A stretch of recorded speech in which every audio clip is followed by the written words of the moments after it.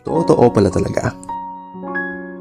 Ilalayo ka ni Lord sa isang bagay na alam niyang hindi mo ikakabuti kahit masaya ka doon. Kahit mahal mo at napakahalaga pa yon. Nakakalungkot at masakit pero sobrang worth it.